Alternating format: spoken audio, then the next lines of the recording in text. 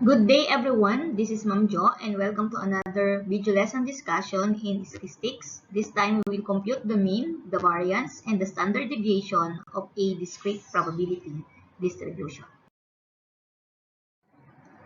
And these are the objectives of our discussion. You're going to illustrate, calculate, and interpret the mean of a discrete random variable. But first, let us familiarize ourselves with the Greek symbols commonly used in statistics. So these are the symbols that you will encounter all throughout the study of the subject. So the first one is the 18th letter of the Greek alphabet, the uppercase or capital letter sigma. This is the symbol, and this one denotes the summation of or the sum of all values. Next, we have the lowercase sigma or the small letter sigma. This is the symbol. This one denotes population standard deviation. We also have mu, which is the 12th letter of the Greek alphabet, which is pronounced mu. This is the symbol, and this one denotes population mean. And you have the x bar, or you read this one as x bar. This is not a Greek symbol, but this stands for the mean of the sample or sample mean. Is that clear? Okay. Let us now recall the function of the capital letter sigma in finding the summation of all values of the variables. So here in now our given, we have here 4 values for x and 4 values for y. And you are asked to find the summation of x for number 1. So since we know that summation simply means the sum of or the total of, so we just simply add 3 plus 4 plus 5 plus 6, which are the values of x, and that will give you a sum of 18. Now for number 2, summation of y, so this time we're going to add all the values of y. So you have 0 plus 1 plus 2 plus 3, so that will give you a sum of 6. And for number 3, we have here the summation of x times y. That means we're going to multiply first 3 times 0, 4 times 1, 5 times 2, and 6 times 3. And then we're going to add all of the product. So that will give you 0 plus 4 plus 10 plus 18, so equals 32.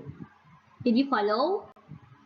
Okay, so next we have the summation of x plus y. So this time, we're going to add the values of x plus y, and then again, we're going to add them up. So you will have 3 plus 0 plus 4 plus 1, and then 5 plus 2, 6 plus 3. And that will give us a sum of 3 plus 5 plus 7 plus 9. So the sum is 24. And the last one, you have the summation of 4 times x times y. You can have the answer in number 3 and multiply it by 4. But if we're going to illustrate it, so this will be the illustration. So you'll just have to multiply this by 4, and then the answer for that is this one. And then we multiply 4 times 32, so you have the sum of 128. Did you follow, guys, on how to apply the sigma, capital sigma, which is the sum of all values of the variable? Is it clear? Okay.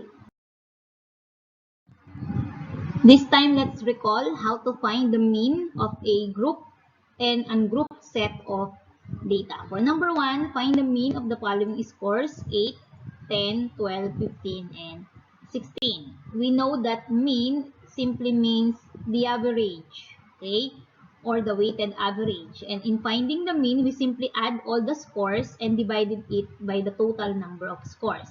So the formula is this one. So sample mean is equal to the summation of f. F is your scores, okay, the sum of the scores, and n is the number of scores. So here we have 5 scores. So we're going to add all of that, 8 plus 10 plus 12 plus 15 plus 16, and then divided by 5. There are 5 scores. So that will give you a sample mean of 12.2. Okay? So for number 2, the following are the scores of 30 students in a 50-item test. And you are asked again to find the mean. For this one, we say that this table is for a group set of data. Okay, this one is ungrouped. Okay, so here the table shows that 3 students got a score of 50, 7 students got a score of 48, and so on and so forth. And when you add all this frequency, you call this one the frequency, or the number of times the score 50 appears, or how many students got a score of 50. So you have here a total of 30. Now, to find the mean, you simply multiply the scores and the frequency. So, we'll have 50 times 3, that will give you 150. 48 times 7 is 336. 45 times 9 is 405. And 38 times 5 is 190. And then 35 times 6 is 210. And then the next thing that you're going to do is to add these 5 values, the product, okay? And that will give you 1,291. Now, to get the mean, we will simply, this is the formula, sample mean is equal to the summation of f times x. Your f again is the scores. Your x is the number of times it appears, or the frequency, divided by n, the total number of students. So that will be, so this is the summation of f times x. So you will have 1291, or 1291 divided by 30. And the mean of this group of data is 43.03. Is that clear? Okay. Okay, this time let's compute the mean of a discrete probability distribution. Okay, now that you know or recalled how to find the mean of a set of data, we will now find the mean of a discrete random variable.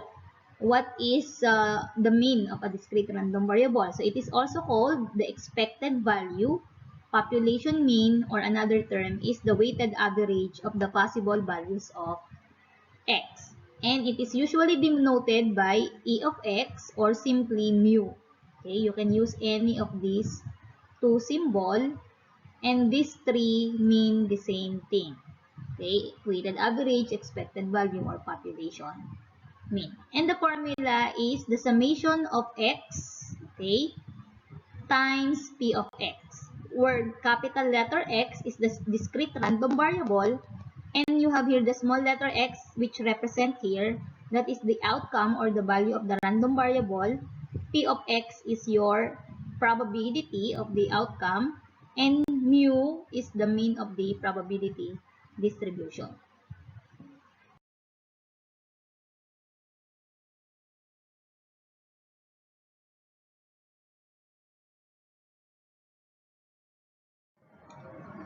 There are three steps in finding the expected value of a discrete random variable. First is to construct the probability distribution. Next is to multiply the value of the random variable x by the corresponding probability. And the last step is to simply add the results obtained in step number 2. Let's have an illustrative example. Find the mean of the probability distribution of the random variable x, which can take only the values 2, 4, 5, and 9. Given that the probability of 2 is 9 over 20, the probability of 4 is 1 over 20, the probability of getting 5 is 1 over 5, and the probability of getting 9 is 3 over 10. So the first step is to construct a probability distribution. All we have to do is to list down all these values, okay, and its corresponding probability in a table. So it will look this way. So on the first column, you have the possible values. On the second column, you have the probabilities. Now, if we're going to add all these probabilities, that will be equal to 1, which is one of the properties of a discrete probability distribution. Okay, so on the second step, we're going to get this value. So x times p of x, or simply multiply the possible values of the random variable by its corresponding probabilities. So we have a whole number 2 and a fraction 9 over 20. How do we multiply them? So in multiplying a whole number by a fraction, we simply multiply the whole number 2 by the numerator of the fraction. And then we can reduce it to lowest term and then copy the denominator. So you have 2 times 9 is 18 over 20. In decimal, that will be equal to 0.9. Did you follow? Okay, so let's continue. 4 times 1 over 20 is 4 over 20 or 0.2. 5 times 1 over 5 is simply 1. 9 times 3 over 10 is 27 over 10 or 2.7. Did you get it? Okay. Now for step number 3, we're going to get now the summation of the x times p of x, which is the value of your expected, the expected value or the mean. So since this is summation, all we have to do is to add all these values. So 0.9 plus 0.2 plus 1 plus 2.7, and that will give you a sum of 24 over 5 in fraction or 4.8 in decimal. So therefore, the mean of the probability distribution is 4.8. Did you get it? Okay, very good. Let's have another example. The table below gives the probabilities that a probation officer will receive 0, 1, 2, 3, 4, or 5 reports of probation violations on any given day. Find the expected value. So we have here the first step, which is the probability distribution table. So these are the values and its corresponding probabilities. So we're going to proceed to step number 2, which is multiplying the possible values by its corresponding probability. So 0 times 0.15 is 0. Next, we have 1 times 0.25 is 0.25. 2 times 0.36 is 0.72. 3 times 0.18 is 0.54. And 4 times 0.04 is 0.16. And 5 times 0.02 is 0.10. So this is step number 2. And the last step is to find the expected value. We simply add all of this. So 0 plus 0.25 plus 0.72 plus 0.54 plus 0.16 plus 0.10, and that will give us 1.77, which is your mean. Therefore, the average report of probation violation on any given day is 1.77. Again, average, expected value, and population mean or a weighted average, they all mean the same thing. Okay, let's have this problem. You play a game with 2 dice. If you roll a sum of 3 or 8, you will win 600 pesos. And if you roll a sum of 10, you will win 400 pesos. However, you're going to lose 500 pesos if you roll for anything else. If you continue to play the game, how much do you expect to win or lose in the game? So the first step is to construct the probability distribution table. So this is the table.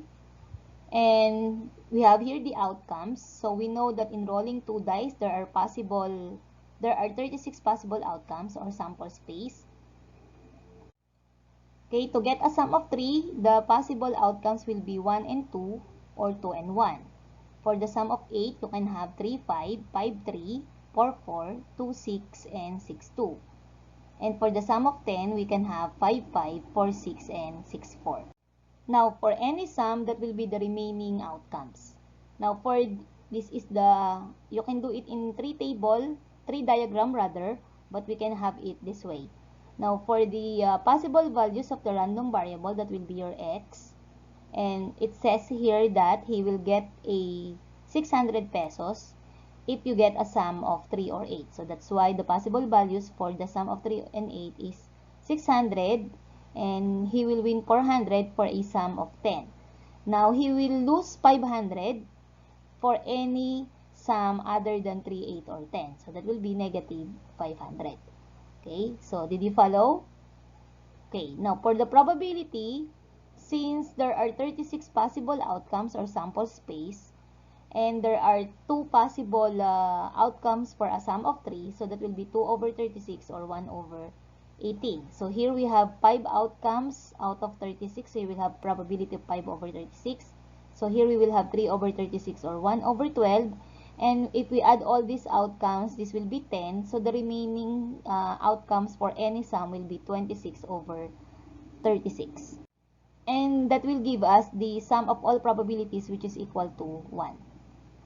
Okay, next step is to multiply x the possible values of the random variable by its corresponding probability. So that will be 600 times 1 over 18 is 33.33.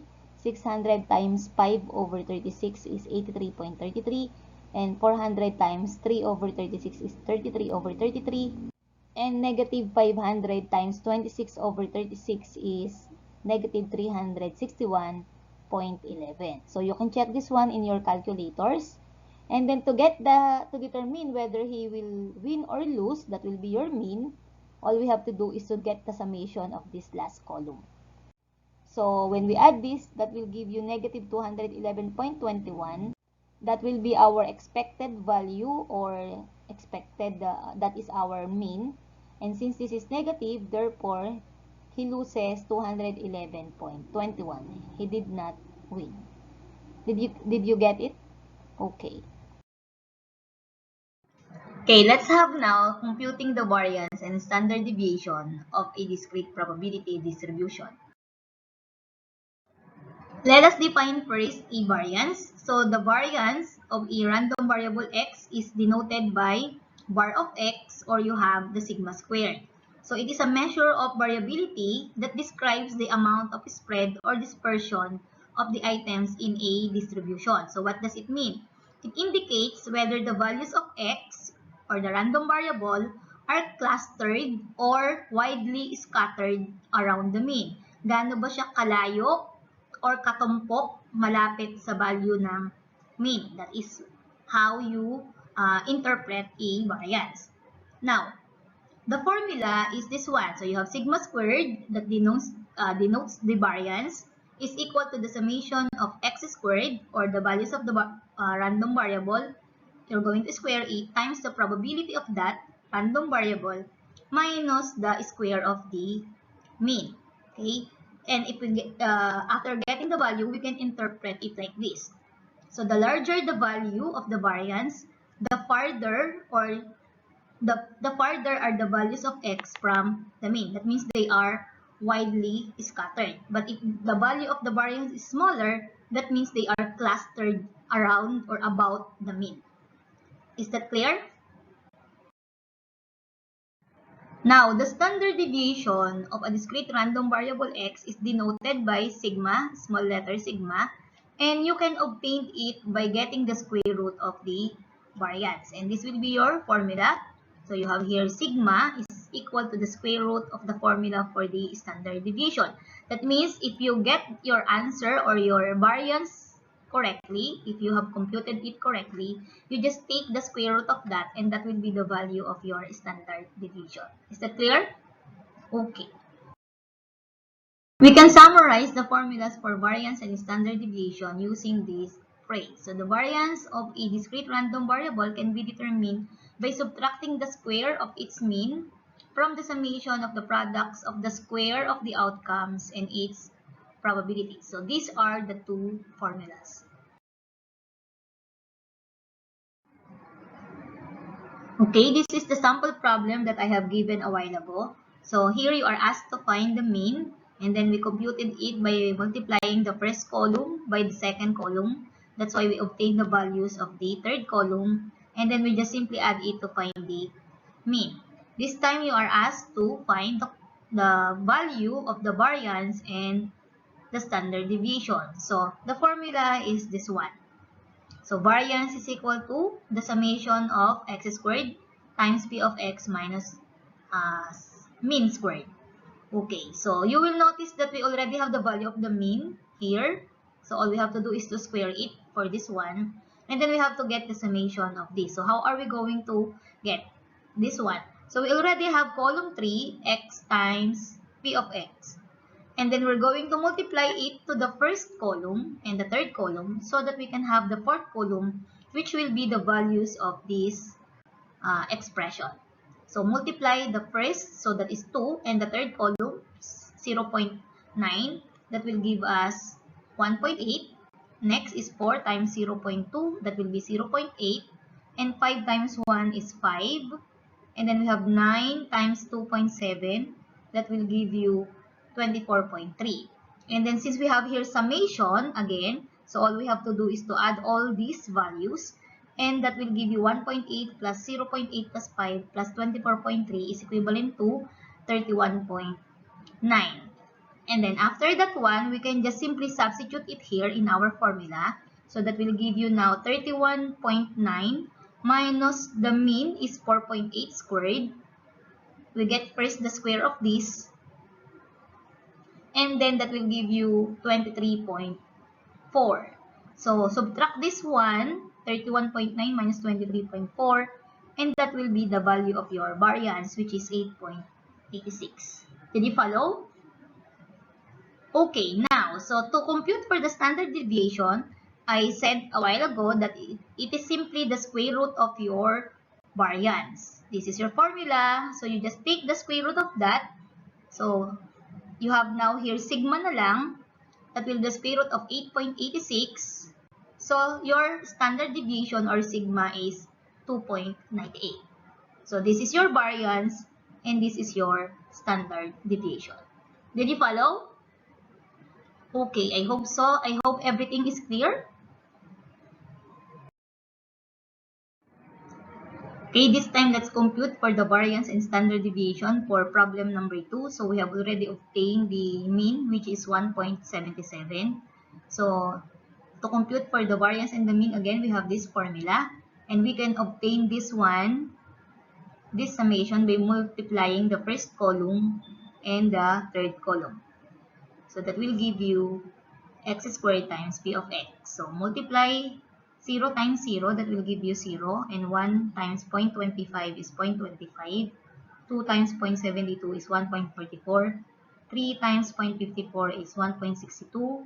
Next, we have 4 times 0.16 is 0.64. And last, we have 5 times 0.10 is 0.5. And then, since we have here the summation symbol, that means we're going to add all the values of all of these values, and that will give you 4.45. After obtaining these values, we just simply substitute it to the given formula.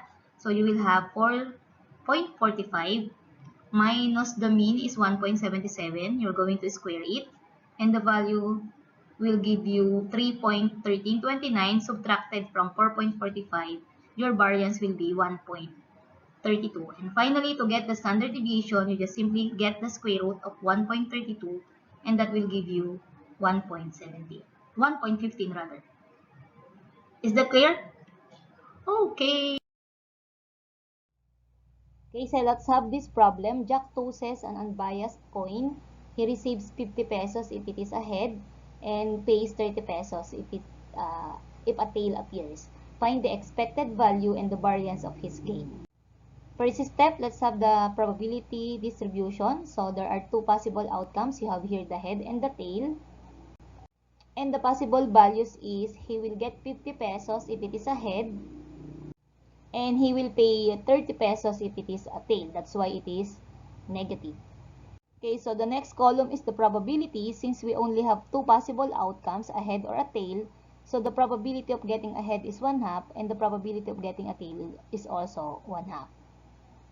And to get the expected value or the mean, we simply multiply the second column and the third column. So that will be 50 times 1/2 is 25, and negative 30 times 1/2 is negative 15. And if we add negative 15 and 25, that will give us a mean of 10. Therefore, the expected gain is 10 pesos since it is positive. Did you follow? Okay. Now, for the variance, this is the formula. All we have to do is to multiply the second column here and the fourth column. So that will be 50 times 25 is 1 to 50. And negative 30 times negative 15, that will give you a positive 450. And then we get the summation of this. So that will be equal to 1,700. Let's substitute it to the formula. So that will give us 1,7. This is the summation of the last column. Minus the mean, which is 10. So that will give you 10 squared. And 10 squared is equal to 100. And then lastly, we subtract 100 from 1,7. So therefore, the variance is 1,600 pesos. So the variance of his gain is 1,600. Did you follow? Okay.